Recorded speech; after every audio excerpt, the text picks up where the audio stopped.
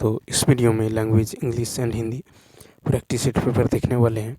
यह video BPSC T 4.0 के लिए अत्यंत आवश्यक है, तो आप लोग लास्ट तक जरूर बने रहिएगा। तो चलिए शुरू करते हैं। देखिए, फर्स्ट है the choose the correct alternative which can substitute the given phrase और sentence. A person who eats too much is called a. देखिए, फर्स्ट का राइट आंसर होगा ए ऑप्शन, ग्लटन। तो देखिए, यहाँ पे होगा जो बहुत अधिक खाता है, ठीक है, उसको क्या बोलते हैं? GLUTTON। A person who eats too much, ठीक है, इट्स कॉल्ड अ GLUTTON। अब देखिए, यहाँ पे है ओमनिवोर।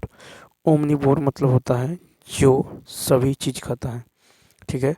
ओमनिवोर मतलब होता है जो सभी चीज़ खाता है, ठीक है। उसके बाद है कैनिबल। तो कैनिबल मतलब होता है जो मानव का मांस खाता है। नेक्स्ट,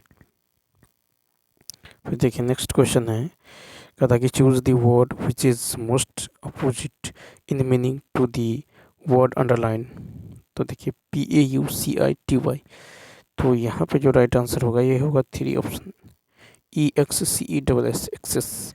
देखिए PAUCITY का अर्थ होता है कमी और इसका एंटोनिम होता है एक्सेस, ठीक है।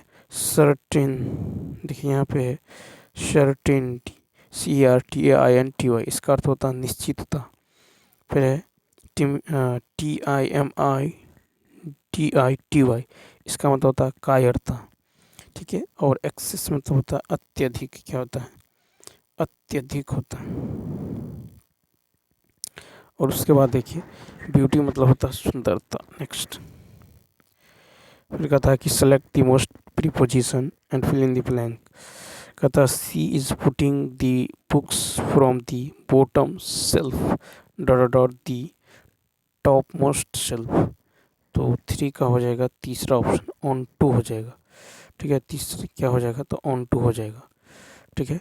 तो यहाँ पे जो हो जाएगा आपको, तो देखिए सबसे ऊपर के अर्थ में रिक्त स्थान में ऑन टू का प्रयोग होगा, ठीक है। इनटू का प्रयोग जो गतिशील को बतलाने के लिए किया जाता है, ठीक है। तो यहाँ पे होगा she is putting the books from the bottom shelf on to the top most shelf. और देखिए कहता choose the correct form of the indirect narration. He said I have passed the examination. तो यहाँ पे यदि देखें तो देखिए तीसरा ऑप्शन, देखिए यहाँ पे क्या हो जाएगा? तो हो जाएगा ही सेड डैट, ठीक है। ही सेड डैट, फिर हो जाएगा ही हैड, हैव है तो had, he had passed the examination. Next, फिर कहता है कि which word is the opposite of rigid. तो 5 का यदि देखें तो 5 का हो जाएगा तीसरा ऑप्शन हो जाएगा, ठीक है। क्या होगा? तो lenient हो जाएगा, ठीक है। तो यहाँ पे यदि आप देखें तो रिगिड का जो है, रिगिड का जो है अपोजिट हो जाएगा LENIENT, ठीक है। स्ट्रिक्ट, स्ट्रिक्ट मतलब होता है आपको, स्ट्रिक्ट मतलब होता है हार्श, ठीक है। और lenient मतलब होता है नॉट स्ट्रिक्ट, ठीक है। मर्सीफुल होता है, जेंटल होता है। नेक्स्ट क्वेश्चन देखिए 6, कहता choose the correct plural noun. तो यहाँ पे देखिए 6 का जो हो जाएगा तीसरा ऑप्शन हो जाएगा, तो SCISSORS, ठीक है। यहाँ पे देखिए MEASLES, ठीक है। RICKETS, ठीक है। उसके बाद MUMPS, mumps. Are disease which look plural but are similar, ठीक है। तो यहाँ पे जो है ये तीसरा ऑप्शन क्या होगा? यहाँ पे राइट होगा। नेक्स्ट देखिए, कहता कि what is the feminine gender of dog. 7 का होगा BITCH, ठीक है। तो अ फेमिनिन, तो देखिए a female dog is called BITCH bitch. DRAK drake, male, drake जो है मेल को रिप्रेजेंट करता है, वहीं पे DUC की डक जो है फीमेल को, ठीक है। विजार्ड जो है मेल, और विच मतलब होता है WITCH, ये फीमेल को रिप्रेजेंट करता है, ठीक है। उसके बाद कॉक मेल और फैन होता है फीमेल। नेक्स्ट क्वेश्चन देखिए, फिर कहता है कि government by the representatives of the people is called. 8 का होगा सेकेंड डेमोक्रेसी। ठीक है, तो यहाँ पे देखिए democracy a system of government by the whole population or all the eligible all the eligible members of a state typically the through elected representatives। और यहाँ पे देखिए ऑटोक्रेसी मतलब होता है अ system of government by one person with absolute power. उसके बाद देखिए मोनार्की मतलब होता है रूल बाय अ किंग और क्वीन। अब देखिए यहाँ पे है कि भारतेंदु का जो उदय हिंदी के उद्धारकर्ता के रूप में हुआ है सन 1873 इसमें भारतेंदु ने काल चक्र नामक अपनी जो पुस्तिका में नोट किया। ठीक है, फिर कहता है कि हिंदी नए चाल में ढली है।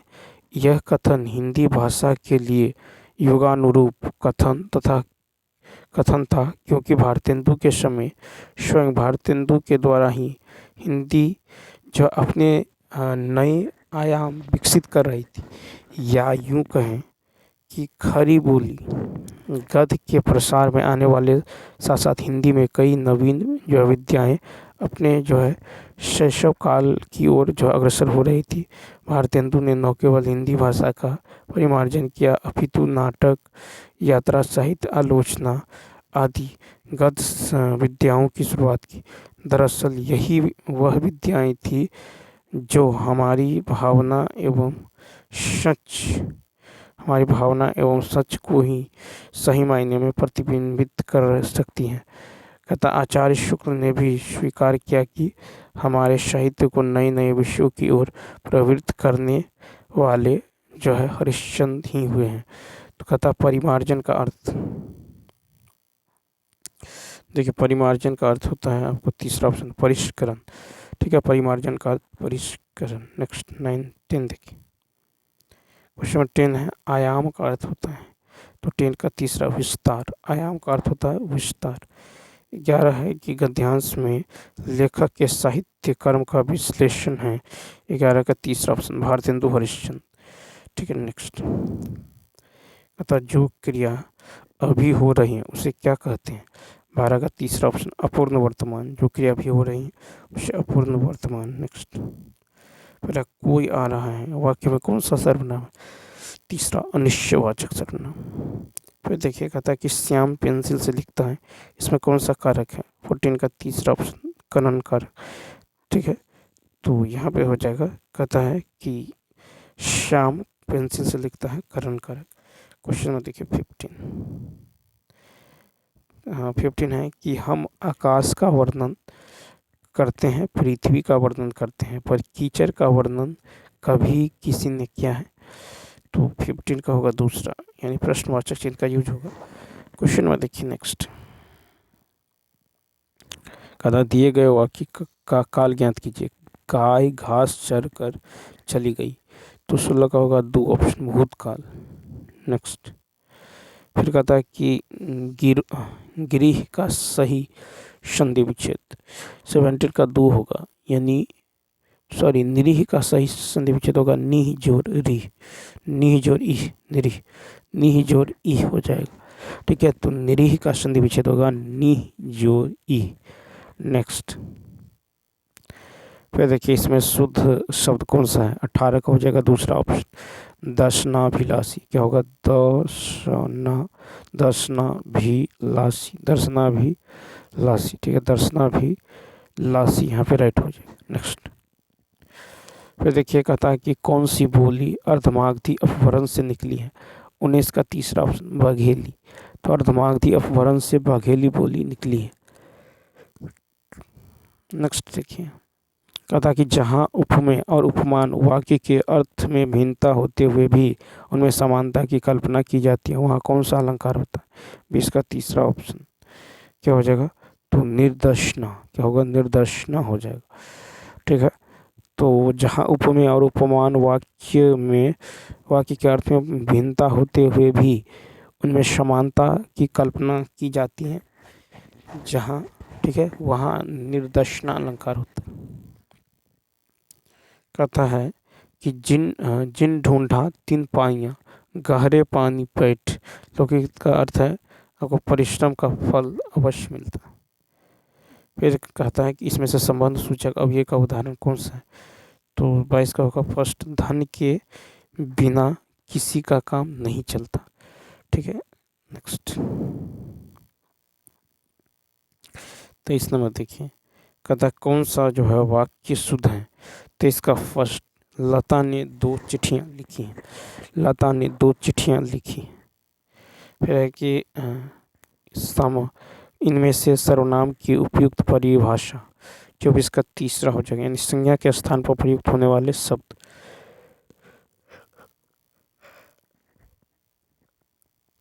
नेक्स्ट है कि शब्दों की आवृत्ति जो है इनमें से किस अलंकार में होती है। 25 का फर्स्ट, यमक। तो यमक अलंकार में शब्दों की आवृत्ति बार बार होती हैं एवं उनके अर्थ भी अलग अलग होते हैं, जैसे काली घटा का घमंड घटा। ठीक, नेक्स्ट कथा निम्नलिखित में से सरल वाक्य ज्ञात कीजिए। 26 का फर्स्ट, यानी सुमिता पानी पीकर चली गई। ठीक है, तो यहाँ पे राइट आंसर हो जाएगा। तो देखिए सरल वाक्य में एक क्रिया एवं एक कर्ता होता है, जैसे सुमिता पानी पीकर चली गई। कहता है कि वाक्यों में मिश्र वाक्य ज्ञात कीजिए। तो फर्स्ट, यद्यपि रूबी घर गई तथापि काम में नहीं लगी। ठीक है, तो 27 का यहाँ पे फर्स्ट हो जाए। क्वेश्चन नंबर 28 देखिए, 28 है, कहता कि खीसे निपुरना। ठीक है, तो 28 का हो जाएगा तीसरा ऑप्शन, खीसे निपुरना यानी गिड़गिड़ा कर माफ़ी मांगना। ठीक है, तो यहाँ पे क्या होगा, गिड़गिड़ा कर माफ़ी मांगना यानी खीसे निपुरना। नेक्स्ट देखिए, कहता मन को मोह लेने वाला। ठीक है, मन को मोह लेने वाला यानी 29 का होगा फर्स्ट, मनमोहक।